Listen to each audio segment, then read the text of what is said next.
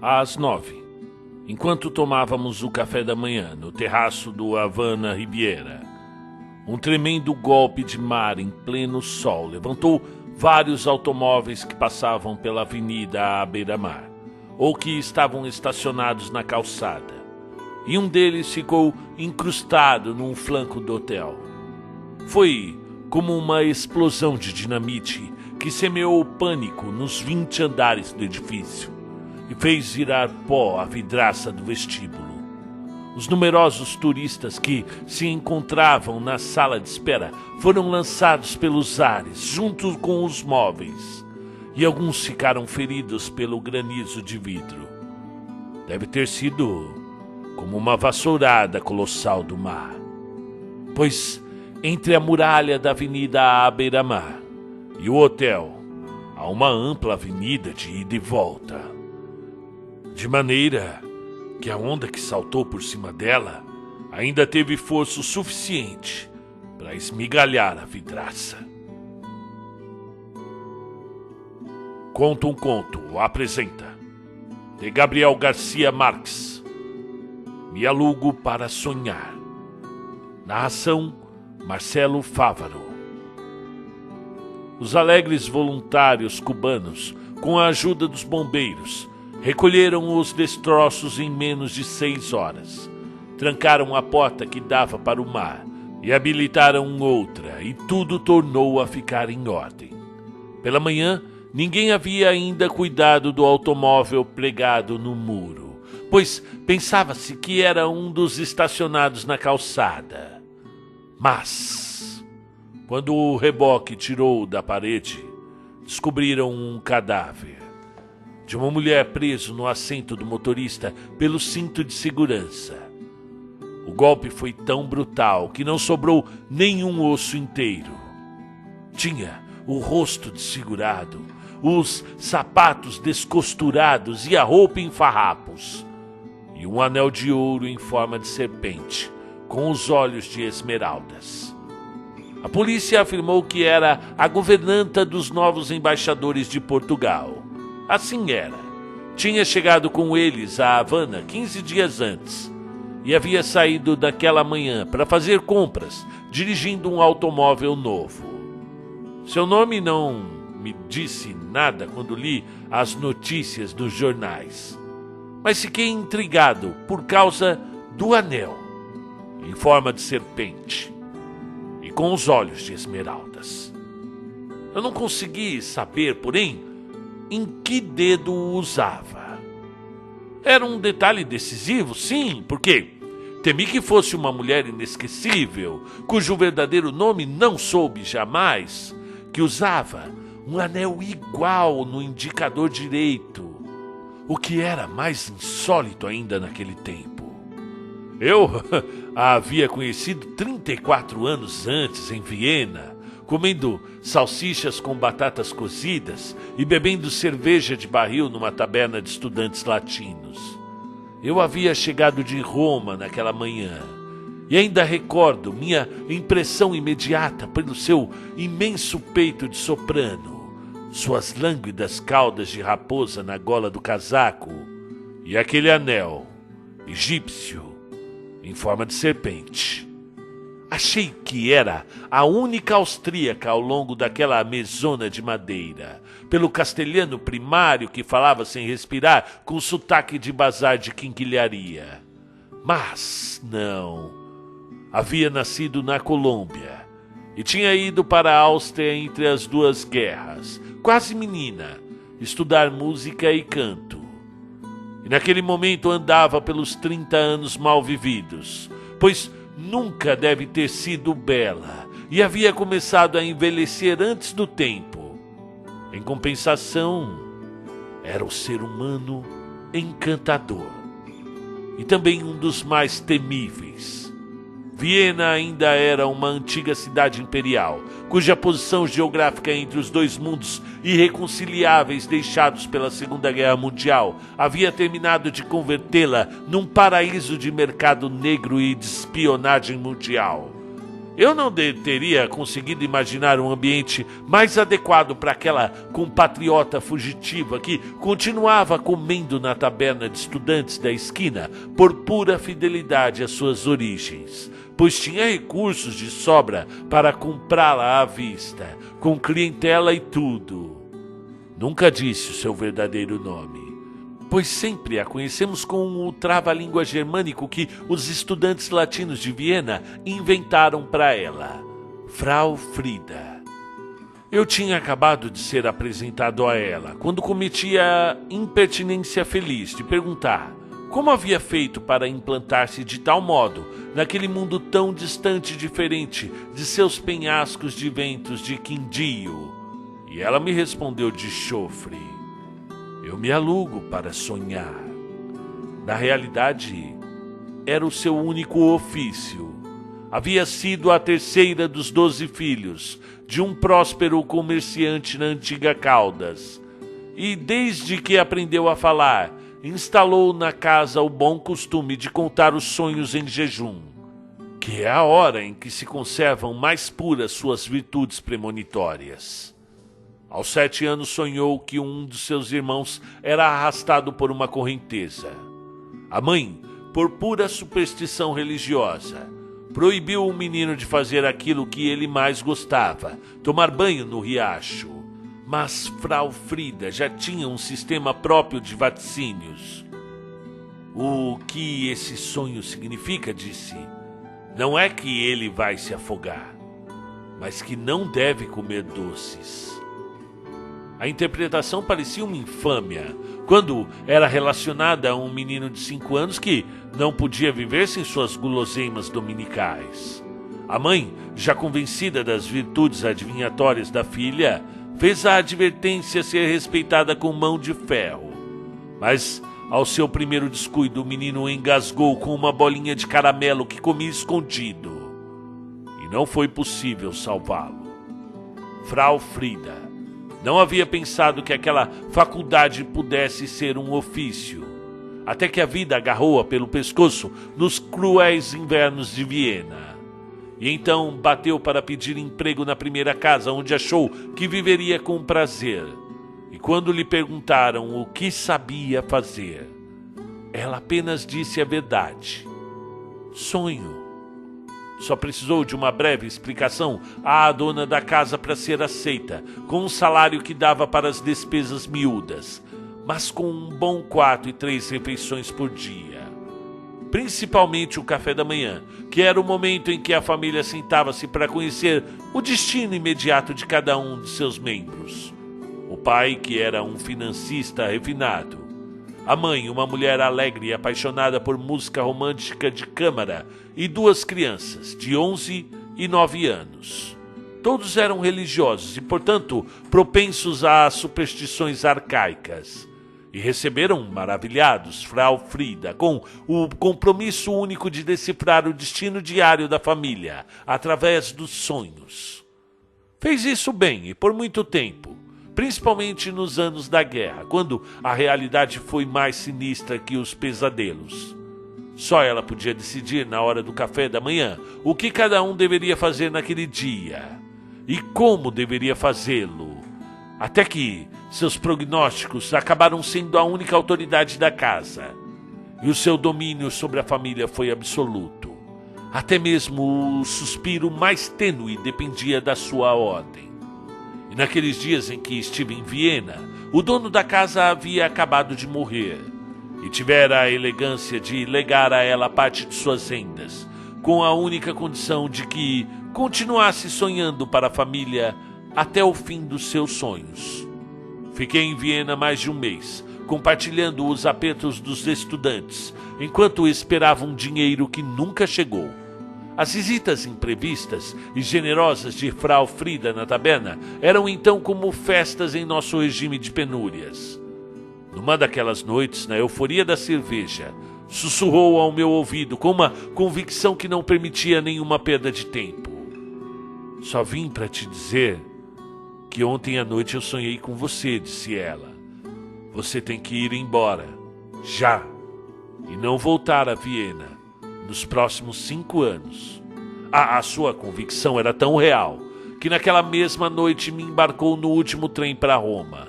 E eu fiquei tão sugestionado que desde então me considerei um sobrevivente de um desastre que nunca conheci. E eu ainda não voltei a Viena.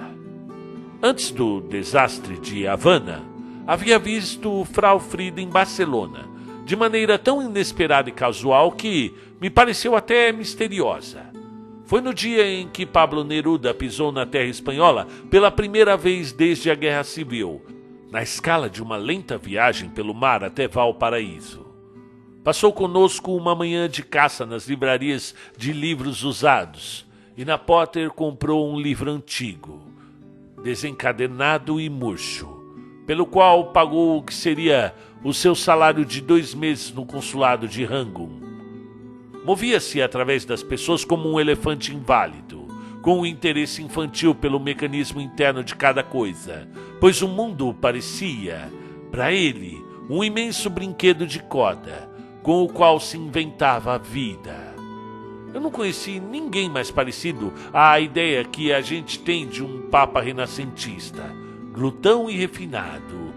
Mesmo contra sua vontade, sempre presidia a mesa. Matilde, sua esposa, punha nele um babador que mais parecia de barbearia do que de restaurante. Mas era a única maneira de impedir que ele se banhasse nos molhos. Aquele dia, no Cavalheiras, foi exemplar. Comeu 3 lagostas inteiras, esquartejando-as com maestria de cirurgião. E ao mesmo tempo devorava com os olhos os pratos de todos, e ia provando um pouco de cada um, com um deleite que contagiava o desejo de comer.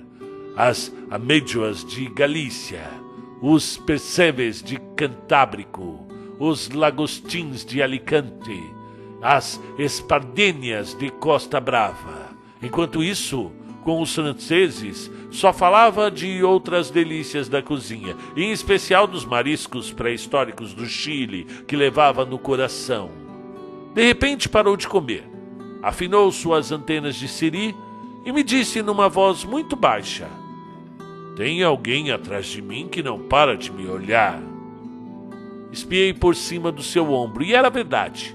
Às suas costas, 3 mesas atrás, uma mulher impávida com um antiquado chapéu de feltro e um cachecol roxo mastigava devagar com seus olhos fixos nele.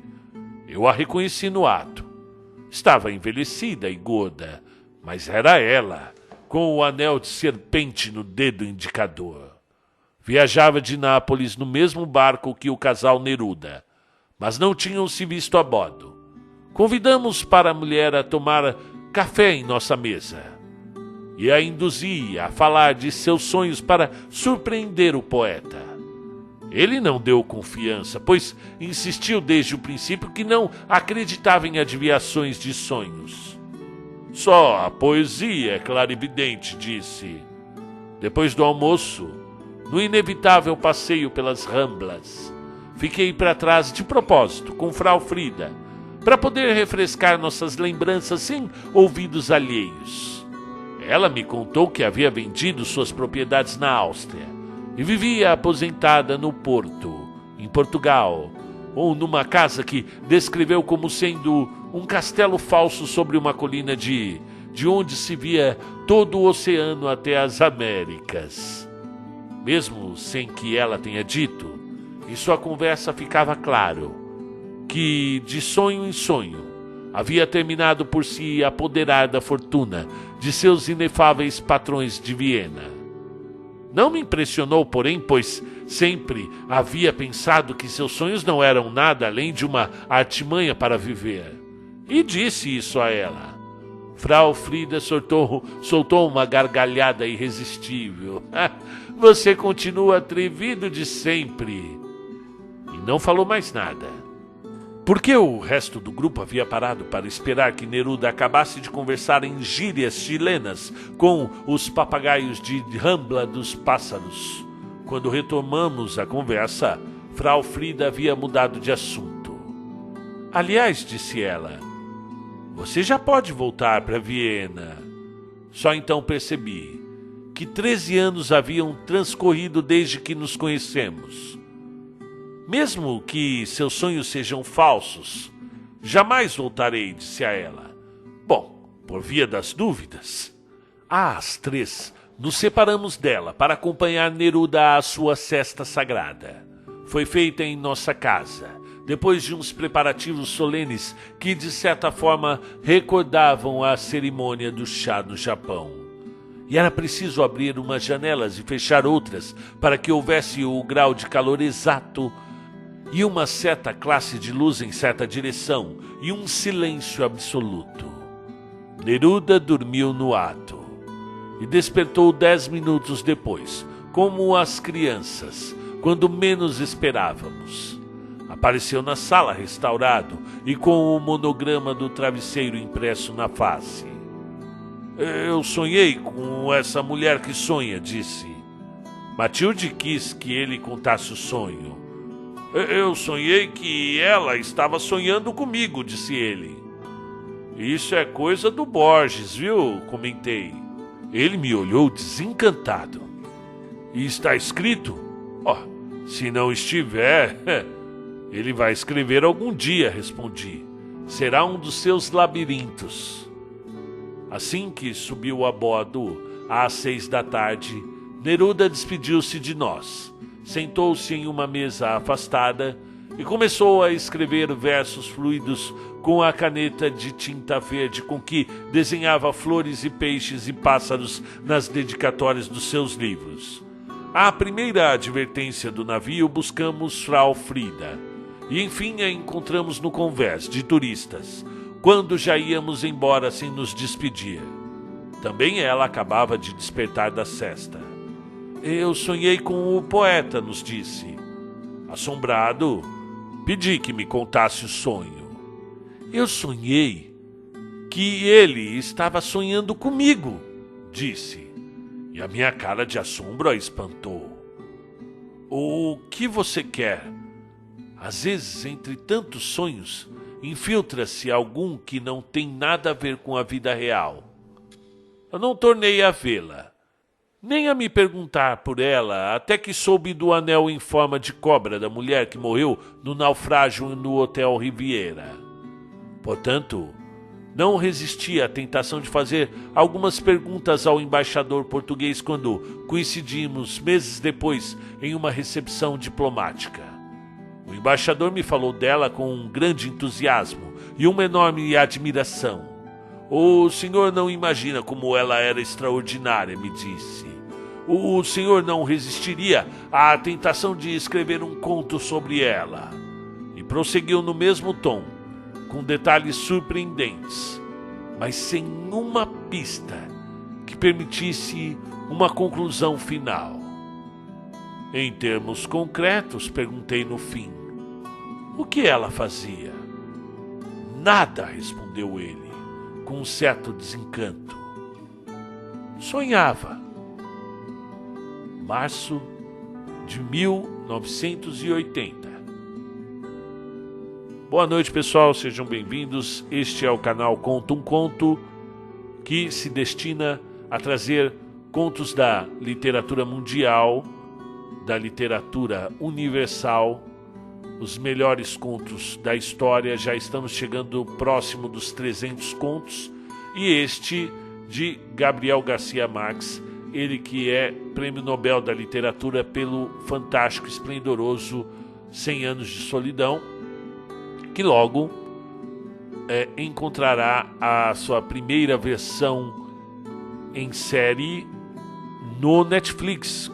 Agora, finalmente, depois da morte do escritor, os filhos dele liberaram essa obra, né, os direitos da obra, para que seja feita uma série, já que em vida Gabriel Garcia Marques nunca liberou que esse livro virasse filme e nenhuma produção televisiva. Então, está aqui um conto que é bem curioso, fala do grande poeta Pablo Neruda, chileno, fala um pouquinho do Borges e da sua de como ele fleta com os sonhos, aquela linguagem labiríntica. A gente está falando de Jorge Luis Borges, um dos maiores escritores da literatura latino-americana.